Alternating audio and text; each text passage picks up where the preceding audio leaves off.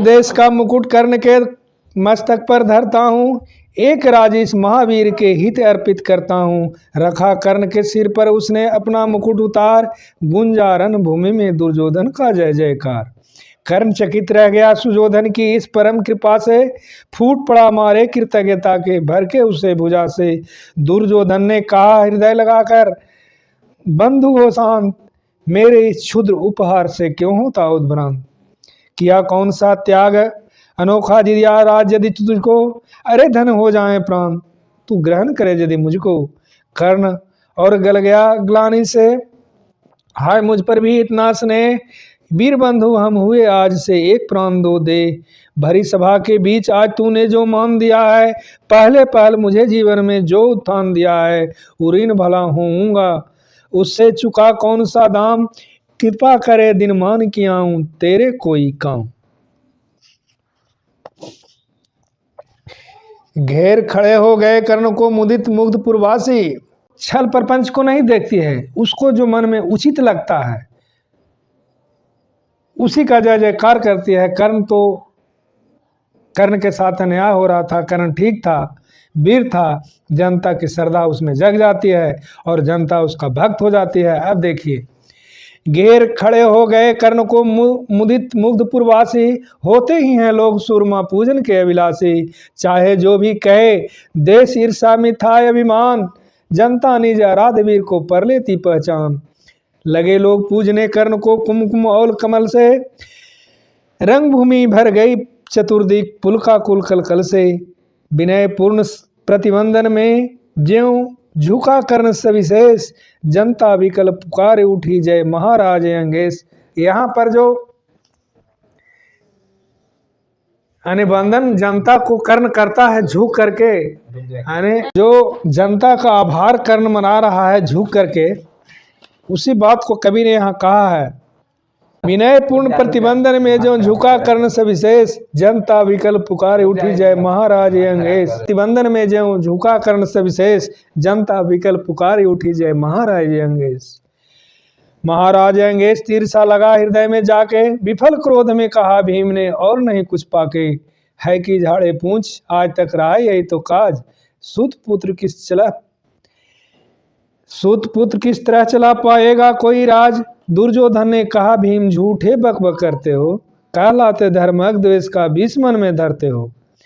बड़े वंश से क्या होता है खोटे हो यदि काम, नरका गुण उज्जवल चरित्र है नहीं वंश धन धाम। सचमुच ही तो कहा करने, तुम ही कौन हो बोलो, जन्मे थे किस तरह ज्ञात हो तो रहस्य खोलो। अपना अवगुण नहीं देखता अजब जगत का हाल, अपनी आंखों से नहीं सूझता सच है अपना भाल। कृपाचार्य जा पड़े बीच में बोले छी, यह क्या है तुम लोगों में बची नाम को भी नहीं क्या हया है। चलो चले घर को देखो होने को आई शाम, थके हुए होगे तुम सब चाहिए तुम्हें आराम। रणभूमि से चले सभी पुरवासी मौज मनाते, कोई कर्ण का पार्थ का कोई गुण आपस में गाते। सबसे अलग चले अर्जुन को लिए हुए गुरुद्रोण, कहते हुए पार्थ पहुंचा यह राह नया फिर कौन। जन्मे नहीं जगत में अर्जुन कोई प्रतिबल तेरा, टंगा रहा है एक इसी पर ध्यान आज तक मेरा। एक लब से लिया अंगूठा कड़ी न मुख से या, रखा चाहता हूं निष्कंटक बेटा तेरी राह। मगर आज जो कुछ देखा उसे धीरज हिलता है, मुझे कर्ण में चरम वीरता का लक्षण मिलता है।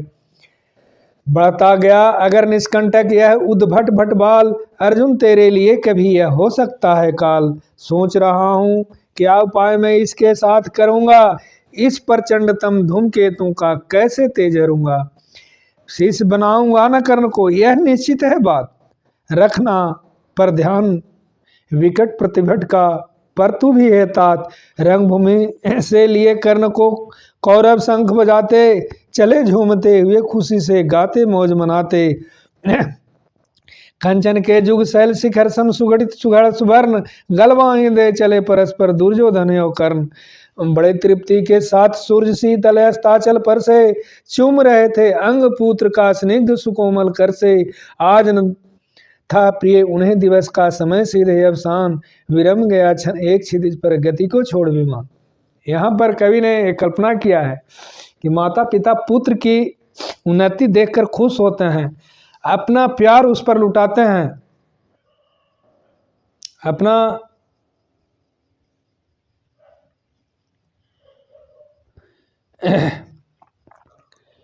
सारी खुशी निछावर करते हैं। उसी कड़ी में चूंकि कर्ण सूर्य का पुत्र है तो सूर्य के बारे में ये कवि ने कल्पना की है। बड़ी तृप्ति के साथ सूर्य शीतल अस्ताचल पर से चूम रहे थे अंग पुत्र का स्निग्ध सुकोमल कर से। आज न था प्रिय उन्हें दिवस का समय सीधे अवसान, विरम गया क्षण एक क्षितिज पर गति को छोड़ विमान। माने सूर्य यानी प्रकृति के नियम से हट करके रुक जाते हैं पुत्र का अंग चूमने के लिए या उसका दर्शन करने के लिए। और हाय रनिवास चला वापस जब राजभवन को।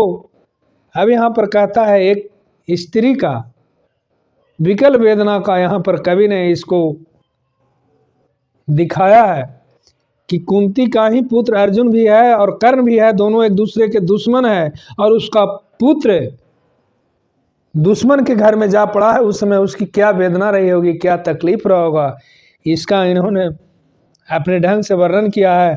और हाय रे निवास चला वापस जब राजभवन को, सबसे पीछे चली एक विकला सोचती मन को।